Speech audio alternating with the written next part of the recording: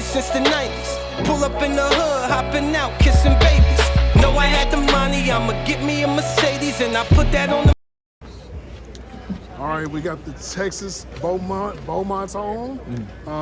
Just, you're back home, obviously, or back in the States, 3-0. Obviously, we all wanted a different outcome for the series, but it seems like this Boston team is loaded.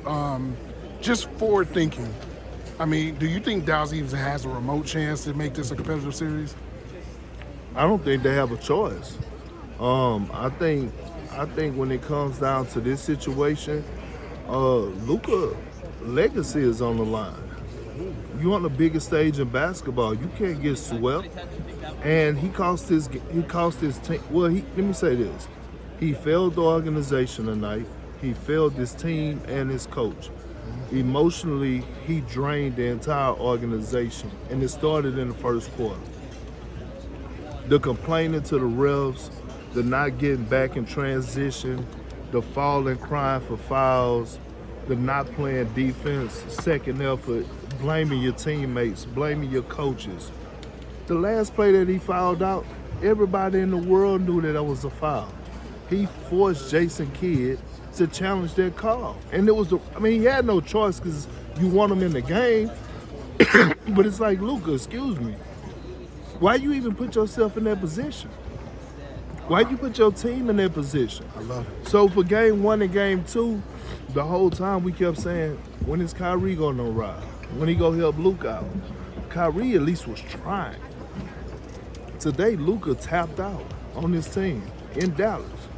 You can't, game 4 is gonna tell me a lot about Luka. Is he going out like Anthony Edwards and gonna say, I ain't getting swept? Or is he gonna roll over? I love that. So, obviously, I think there is a maturity part of Luka that definitely needs to be discussed going into the offseason. But this Mavs team, obviously, if they're trying to get back to the finals, they're going to need a little bit more because the West is going to be struggling. In your opinion, let's just say in a weird timeline, a guy, maybe they try to put together a big three, right? The likes of a LeBron or somebody like that. What do you see, or what do you think the Mavs would need to get over the hump of just basically try to compete with a team like Boston? Well, I think to me, you can never go wrong with shooting. Obviously, Tim Hardaway Jr. and Jay Kidd not seeing eye to eye for whatever reason. And you try to move that contract and get back some valuable pieces. What you need around Kyrie and Luka is you need shooting. You already have 2 dynamic rollers, probably 2 of the best live threat guys in the league, and Lively and Gafford. You don't really have to do much. But Luka, what he has to do is he has to do a better job of maintaining, right? If you come into training camp, the way you come into training camp is the way you should look at the end of the season. And I would be lying if I would sit up here and tell you that Luka looks in shape, right? And then all of a sudden the injuries start to come back and things are lingering and things like that. Well, you build for the marathon. And so it shows when you're playing against a team like the Boston Celtics. They look physically stronger. They look more athletic. They look more conditioned, better conditioned. So if you're Luka, what are you gonna do? You remember that video? And I was kind of mad at Mike Finley, even though that's my partner, man. I was kind of mad at him when he took the beer out of Luka's hand, but I kind of understand it. Perception. It's like, but it's more than just perception. It's like I never seen someone that have the success that you want to have without sacrifice. So you got to sacrifice something, you know what I mean? And you could just see it in Luka's body. And if what he don't realize is the way that we praise him, and rightfully so, 5-time first-team All-NBA, leading scorer, this might be the worst summer of his life when it comes down from hearing it from the media. Oh, yeah, he's going to hear it. Yeah, he going to hear it, and it's going to be a wake-up call for him because he's probably never heard it like he's going to hear it now. This reminds me of 2007 what happened to Dirk, where it was like they had a disappointing first round. Yeah. You know what? And I want to shift to the Celtics, man, because you said something very interesting, and I think that it seems like when Perk, I'm gonna call it like when Perk, what's the word? Like shout out to Rashad Fields. I'm gonna have to use this one. When Perk Yoda says something, a lot of people they get upset, but then when you start thinking about it more, it happens. Jaylen Brown. I told people. I think there's a case to be made, man. Jaylen Brown's probably the Finals MVP right now, in my opinion. Absolutely. Just seeing him doing what he's doing, and the fact that people try to sort of say they can't work, those two can't work, and we're seeing Jaylen Brown not only not be just a Robin, he's the Batman in this situation in most cases. What have you seen from him, man? And just he's making everything that people said about him last season look a lot different now. Well, here's the thing when you think about Jaylen Brown. I was one of them that thought it couldn't work because, to be honest with you, have we really seen it work since Jordan and Pippen? Right? When you talk about like two guard wing guys to lead you into a championship, when was the last time we really saw that? Like, probably that was the last time. It's usually a combination of a big and a guard and a center or whatever power forward.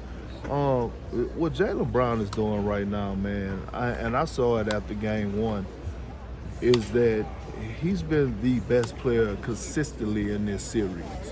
You can't look at the points because he's not getting the shot attempts in certain games. But tonight, he had them 22. I think he had like 31, 8 rebounds, 8 assists. But it was the powerful plays, not popular. It was the powerful plays for me out of Jaylen Brown that set the tone in game one. You remember the picking Luka up full court? Yes. Okay, ripping them twice. The verticality block on Derrick Jones Jr. The dunk, snatching the screws out on Daniel Gafford. Okay, the block shot that he had on Kyrie Irving, we tossed it out of bounds and was talking noise. Like, that set the tone. And from that point forward, he's been on a mission, man. He's really been on a mission since he felt like he got snubbed from the All-NBA team. Definitely did. And man, he's dead serious. He mean it. And here's another conversation. Do you think he feels some type of way that he's not on the Olympic team? Right? Like, it's a lot of conversation that needs to be had. And when Jaylen Brown completes this mission with this run, one, the Celtics on the verge of having one of the most dominant runs in NBA history. We could say they played injured teams or whatever the case may be. They're 15-2. Jaylen Brown is probably about to capture, well, he already got the Eastern Conference Finals MVP. He's about to get the Finals MVP, and he's doing it for one of the most historical franchises in sports. Just think at the table he's about to be sitting at when he captured those awards. He's about to be sitting there with Bird, Russell, Paul Pierce, Cedric Cornbread Maxwell. Like, he eating filet and ribeye. Like, you know what I mean? And so it's just like, man, no one could say that $300 million wasn't well deserved. Well deserved, man, and it's crazy to see, and he's doing it on both ends of the floor. Very rare. You know, you named 4 Celtics in that equation, and I got just 2 more questions. If you did your Boston Celtics Mount Rushmore, you're 4, and I think you named a guy that you play with probably could be in that 4. But if you could do 4, who would be your 4? Well, look, I'm gonna say this, and a lot of people will be upset with me, but one, Larry Legend is in there. Okay.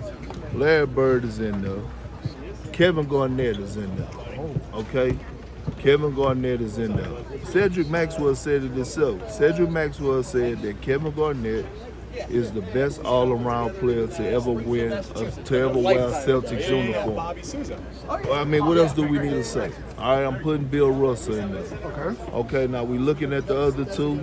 You know, one could say, you know, they feel some type of way about it, but I actually want to put Ray in there. I like that. I actually want to put Ray Allen in there. Why not? I like Ray Allen. Like, Boston fans give him a lot of heat, but man, we don't win a lot of those games and win a championship without Ray Allen. Wow. And we had a saying in there: he may not come when you want him, but he was always on time. There we go. Right? I had Paul Pierce. That's my starting 5. The truth. Paul Pierce had one of the greatest individual runs in playoff history. Yes. Prime Joe Johnson he faced. He went toe-to-toe with him. Then he went toe-to-toe with Braun. Then he had to go, you know, he did his thing in that Detroit series against Chauncey Tayshaun and Rip Hamilton. Yeah. Okay. And then to top it off, you go toe-to-toe with Cole. And you come out with the Finals MVP? Name me a better individual run. Man, you got me thinking now. I didn't think about that scenario. He did go through it because he went through young LeBron when everybody thought it was a chance. He went through young LeBron. One of the greatest runs in playoff history. I love it. Okay, cool. One more question, man. So, trying to think how we could do this one.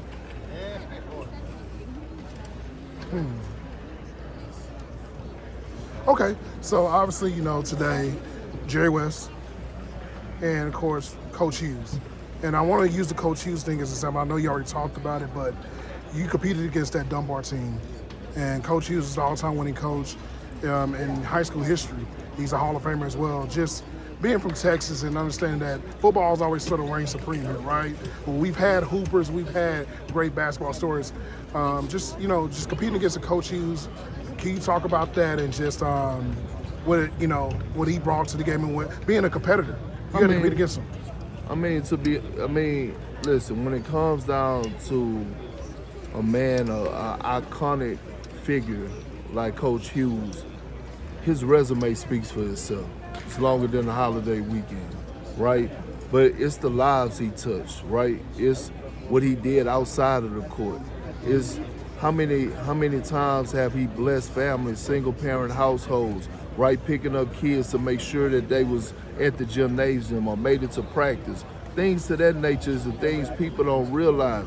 How many phone calls he had to answer when one of his players was going through a trying time that didn't have to deal with basketball, right? That's the thing. And what it does is it puts you in the perspective of who's next, right? Like, who's next? Who's going to be the next person to carry that torch? Who's going to be the next person to say, you know what, I want to be the next Coach Hughes. I want to impact lives like no other. That's the thing that you got to ask yourself. When you talk about a Texas legend, he's one of one. I love it. Well,